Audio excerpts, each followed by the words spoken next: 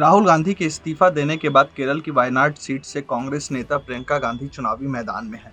उनके खिलाफ किसको चुनाव में उतारा जाए, ये वहां का सत्तारूढ़ वाम मोर्चा गठबंधन यानी लेफ्ट पार्टी तय नहीं कर पा रही है। दरअसल इस सीट से सीपीआई को प्रत्याशी देना है, लेकिन पार्टी की केरल इकाई वायनाड लोकसभा सीट के लिए उम्मीदवार पर फैसला नहीं कर पाई है। लोकसभा चुनाव में उसकी उम्मीदवार एनी राजा का प्रदर्शन राहुल गांधी के खिलाफ काफी खराब रहा था। सीपीआई अब दुविधा में है कि यहां से किसको उतारा जाए। सीपीआई राष्ट्रीय स्तर पर इंडिया गठबंधन का हिस्सा है, लेकिन केरल में वह सीपीआईएम के नेतृत्व वाली वामपंथी सरकार में दूसरी सबसे बड़ी सहयोगी पार्टी है। राज्य में उसकी सबसे बड़ी विरोधी कांग्रेस पार्टी है। सीपीआई नेता एनी राजा वायनाड सीट से राहुल गांधी से बुरी तरह हार गई। बस उनके लिए राहत की बात ये रही कि उनके हार का अंतर 2019 के 4.37 लाख वोटों से घटकर 2024 में 3.64 लाख वोटों पर आ गया।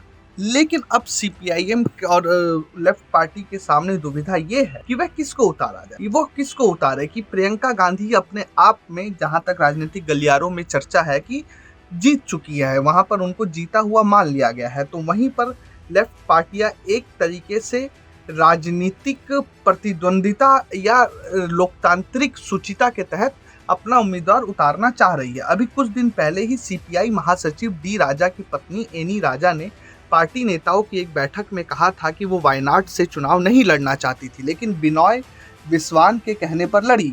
अब ये लगभग साफ हो गया है कि वह प्रियंका गांधी से मुकाबला करने के लिए तैयार नहीं है और अब उम्मीदवार खोजने की जिम्मेदारी सीपीआई की केरल इकाई पर है। उधर कांग्रेस के नेतृत्व वाली यूडीएफ को सीट बरकरार रखने का पूरा भरोसा है।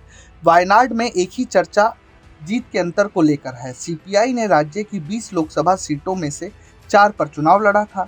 एक और बड़ी हार उसे बड़ी मुश्किल में डाल सकती है। वायनाड लोकसभा सीट राहुल गांधी के इस्तीफे से खाली हुई है। राहुल गांधी ने उत्तर प्रदेश में रायबरेली निर्वाचन क्षेत्र को अपने पास रखने का फैसला किया है।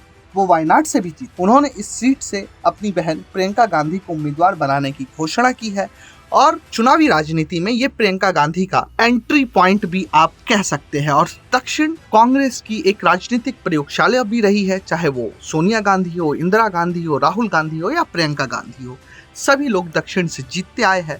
तो दक्षिण से एक पारिवारिक जो जुड़ाव है वो भी गांधी परिवार अपना बनाए रखना चाहता है। Bureau report, प्रजाहित।